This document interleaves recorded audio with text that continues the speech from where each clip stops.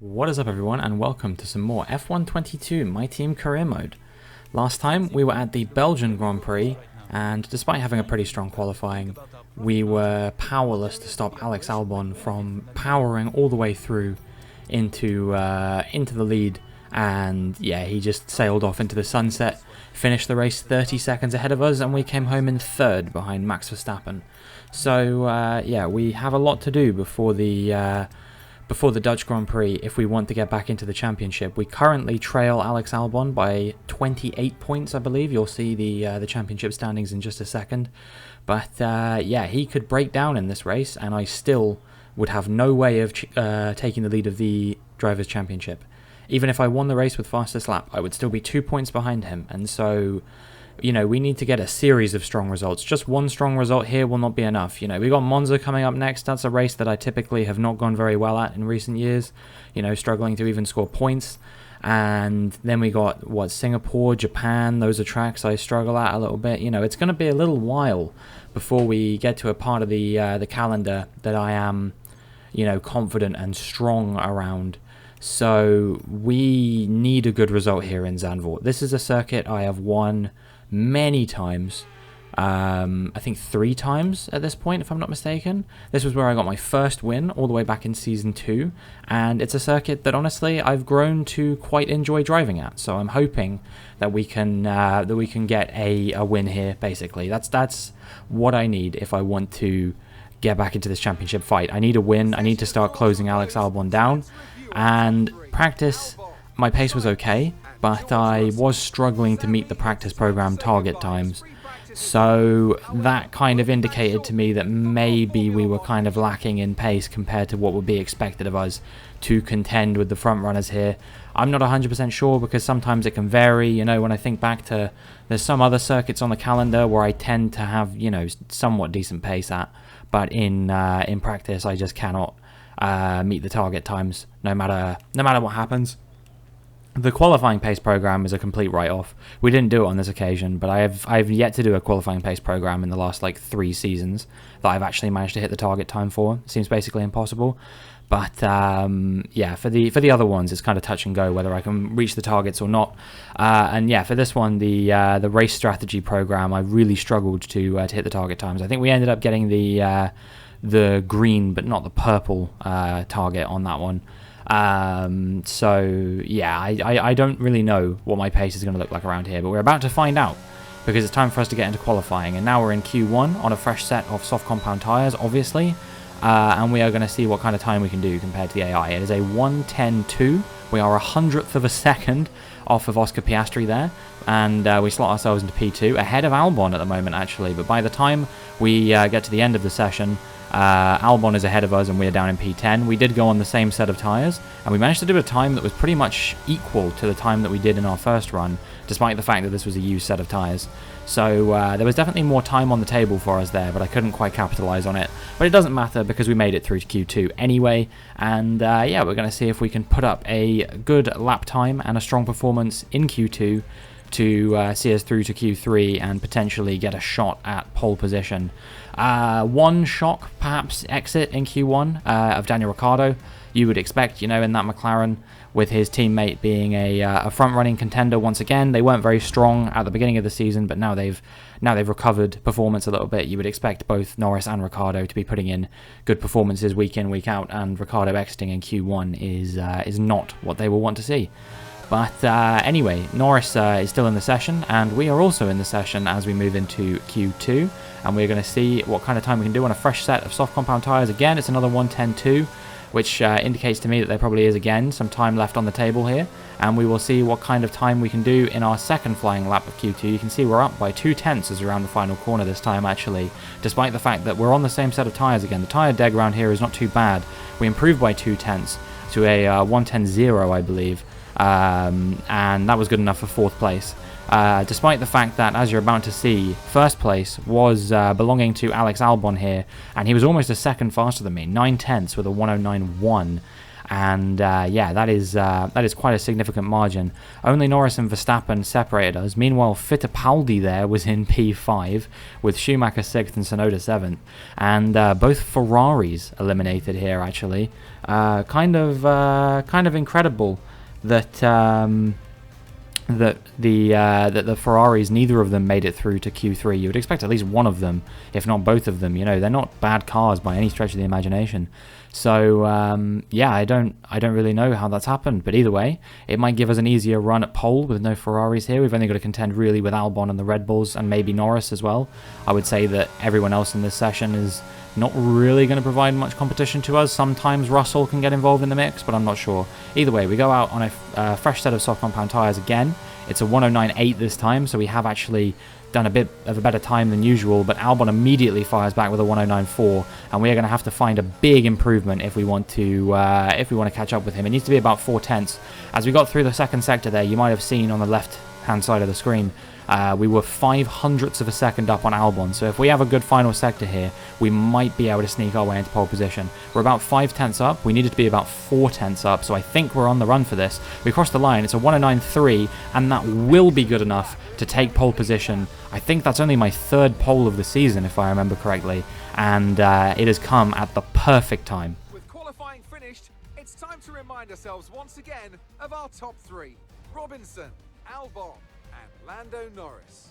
Well, that wraps up qualifying, but don't worry, we'll be back tomorrow as we head into the Grand Prix. Well then, yeah, I am extremely happy about that. That is exactly what I wanted to see at this moment in time. A pole position, we'll be starting from first in the Dutch Grand Prix, no grid penalties applied. So yeah, we will be starting at the front of the field, and it will be Albon alongside us. So we do need to be aware of a potential challenge from him, but I am hoping and praying that we will be able to keep him at bay. Even if we outscore him by 7 points, that puts him right back in range for if his car breaks down or if he has a bad race or anything like that.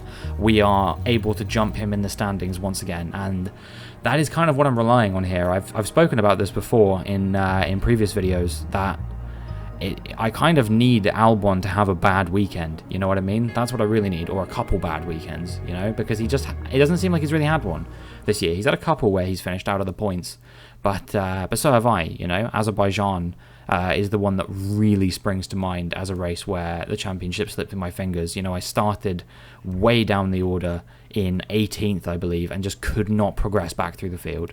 So yeah, we need a good result here to try and get back at Albon in the championship if we want to do anything. So we'll see how we go at the Dutch Grand Prix. For years, the passionate Dutch fans have been easy to find trackside in races across Europe. Here this weekend, it's even easier to find the Dutch fans as they have a race to call their own once again. A warm welcome to all of our viewers in the Netherlands and around the globe, of course, as we get underway for the Dutch Grand Prix. 2.6 miles then make up a lap here at a very wet ZANDVOORT circuit, where some tricky braking zones and sudden drops can make it all too easy to slide off into the gravel. 14 corners overall, a 678-metre main straight. That will provide the best chance for overtaking. Let's run you through the driver grid order for today's exciting race. Robinson lines up on pole position, just edging out Alex Albon, who'll start from P2. Moving on to the rest of the grid, we have Norris, Mick Schumacher, Max Verstappen and Russell, Gasly, Tsunoda, Fittipaldi and Carlos Sainz, Leclerc, Stroll, Robert Schwartzman and Oscar Piastri, Latifi, Joe. They'll be starting further back after an earlier grid penalty. Daniel Ricciardo and Teo Pourchaire, Ocon, Lundgaard, Drugovich and Kevin Magnussen fills the last spot on the grid. It's almost time for the lights to go out, so let's head down to the track where preparations are underway. And joining me again for the race today, Natalie Pinkham. Let's begin by talking about Guan Yu Zhou. As ever, the threat of unreliability is never far away, and indeed they'll be starting out of position today due to power unit component changes. It's going to be a difficult task to move forward from there. But on the bright side, at least those fresh components can help them maintain the power they need to come through the pack. I expect to see them take a much more aggressive approach today to make up for that compromised start.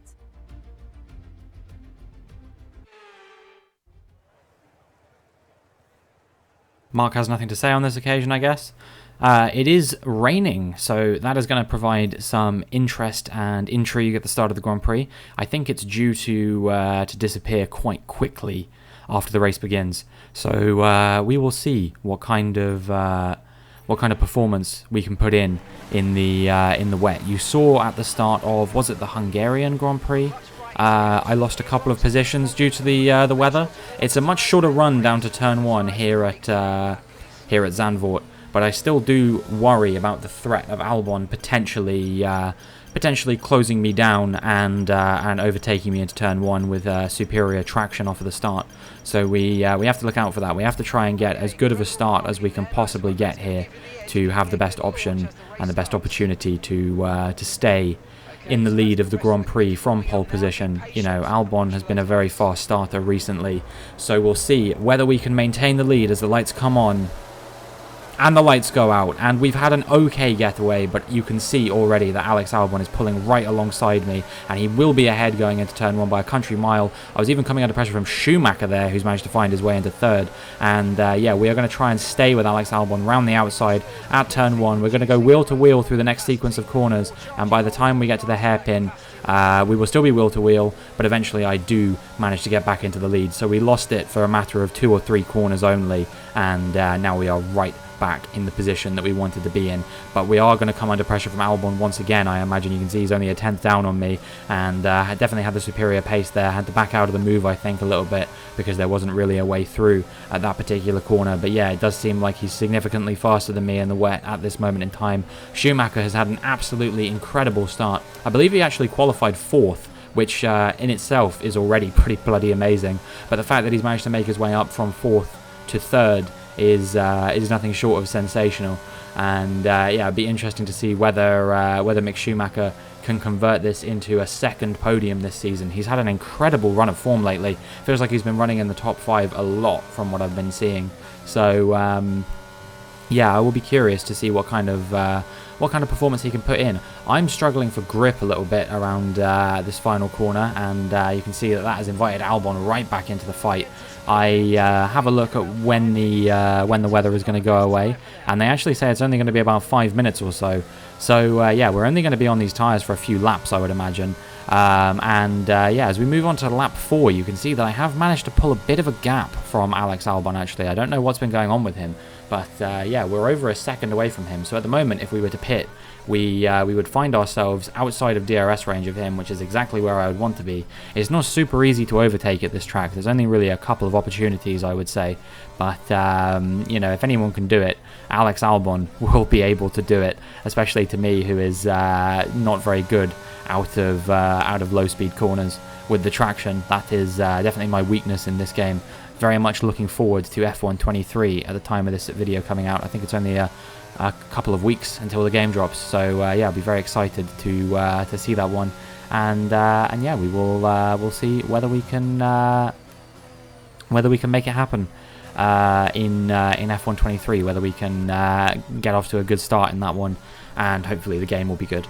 Yeah, anyway, enough about F1 23. Let's focus on the game at hand, and that is F1 22. And you can see we are now on lap 7, and the gap to Alex Albon, despite the fact that it was at 2 seconds, has actually started to come down a little bit now, and right in the nick of time, because you can see that yeah, the track has dried out enough now to the point that we're able to box for these soft compound tyres. I was trying to remember which one we were going on to, but yeah, we're going to be doing a 2-stop here. Actually, we're going to be going soft medium.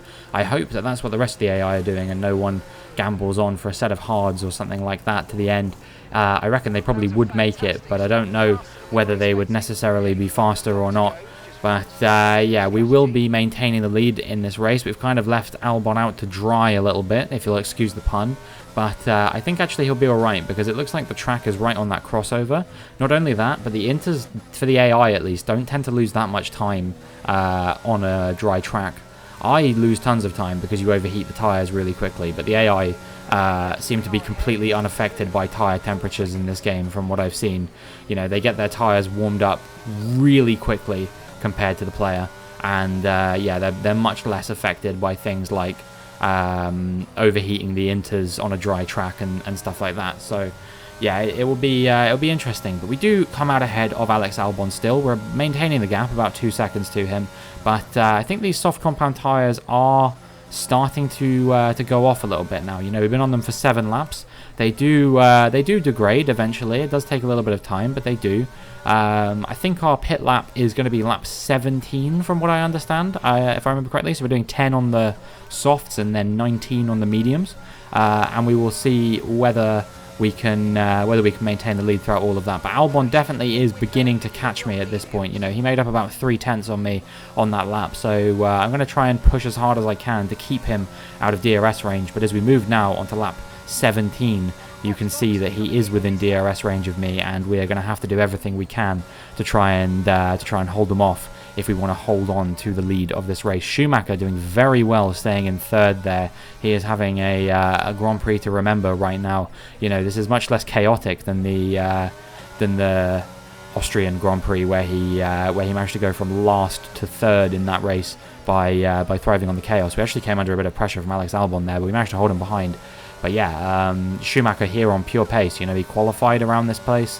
He overtook Verstappen, I believe it was, off the start, and yeah, just generally speaking, having a really strong race. We're now coming into the pits after holding off that pressure from Alex Albon, and we're going to be fitting the medium compound tyres to the end of the Grand Prix and hoping that they will get us to the end without too much issue. You know, hopefully the tyres don't go off towards the end like they did with the softs at the end of this stint, because I am a little bit worried about a potential overcut from the cars behind me. You know, Schumacher, Norris, actually not Schumacher because he pitted at the same time as me, but Albon is obviously the person who I am most worried about, and I'm even more worried now that you see that I have come out of the pits and I am in a bit of traffic here. You know, I am stuck behind Magnussen and the 2 Aston Martins of Lundgaard and Latifi. Latifi comes in at the end of lap 18, but Albon has also pitted, and we're about to find out which one of us is going to be the lead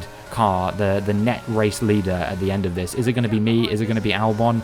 We're going wheel to wheel as we go through the hairpin, but he has to warm his tyres up, and that is the only reason why I retake the lead of this Grand Prix. You know, he came out of the pits on cold tyres. I'd already been on mine for a lap. He is going to pressure me again as we come through this fast right-hander, but not quite enough to make the overtake stick, and I have to do anything I can to try and get ahead of him now, and keep ahead of him. And so what I want to do ideally is put a car between me and him, even if it's not for that long, because I think Magnussen and Lundgaard will probably be coming in to the pits on this lap, the 2 Danes. I am going to try and get ahead of Magnussen just for a few corners, and we dive up the inside here at this chicane, and we actually make a bit of contact there, but we do manage to make the move stick, and no damage, and yeah, hopefully just for these couple of corners this will be enough to maybe get Albon out of my DRS range, because if not, I think we're going to be coming under a lot of pressure here. There's a few cars in front that still haven't pitted, apart from Lundgaard, also Sainz and Pourchaire, and crucially, Lando Norris is the big one. Are we going to come out ahead of him? I think it's going to be very close. Again, we're going to be wheel to wheel for a little bit here, but I think again, because he has to warm up the tyres, we are going to take the lead of the race once again. But crucially, that battling between myself and Albon and him being stuck behind Magnussen for a little bit has allowed Norris into P2, and as we move on to lap 22, we get that fateful warning that I absolutely hate, that we haven't had basically all season apart from in the sprint at Imola. 14 races we have managed to finish this season. 13, sorry, this is race number 14. But I think that streak might be about to come to an end, because yeah, we have been told that they have seen an issue with us. However, we have had issues raised before that have worked themselves out. So no, I wanted to have hope. I wanted to have hope when I was doing this race that there would be any chance that this might not be a breakdown. But unfortunately, it was. And yeah, I tried to make things as difficult as I could for Albon to navigate here, but I couldn't quite do it, unfortunately.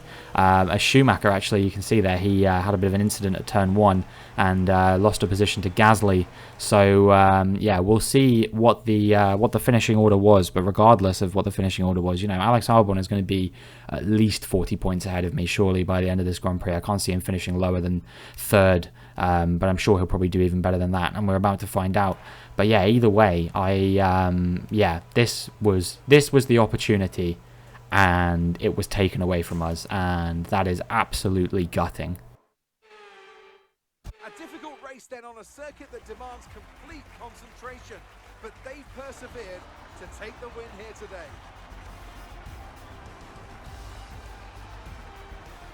Natalie Pinkham, how do you think they were able to set themselves apart today?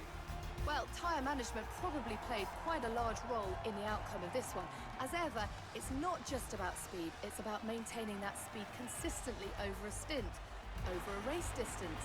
So, being able to keep up the lap times while still being smooth on the controls, gentle on the tyres, that's where the race was won today.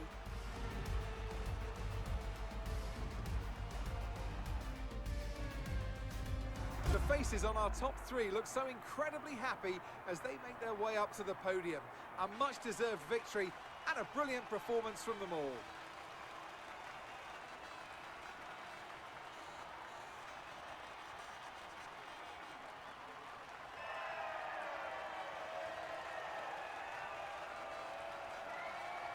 So it was Albon in the end. Albon claiming the win here in Zandvoort. Norris came home in P2 in the end, couldn't hold on to the lead, and it was actually Pierre Gasly in the Red Bull that took P3, not Max Verstappen. And this might have killed our championship chances completely.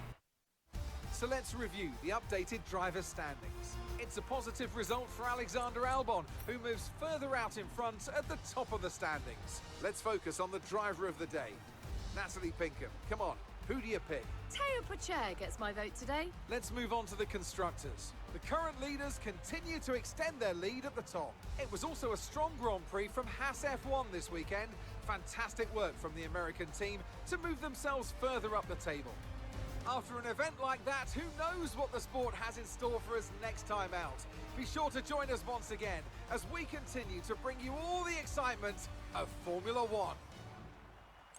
I am absolutely devastated with that. Absolutely crushed, quite frankly, because this was our opportunity to get back into the championship fight. You know, I think Albon probably would have finished 3rd rather than 4th, if I had to guess. Would have finished 3rd rather than 2nd, if I'd have won that. He wouldn't have overtaken Norris. So we would have outscored Albon by, 9 or 10 points, depending on whether he got fastest lap. Maybe I would have got fastest lap and it would have been 11.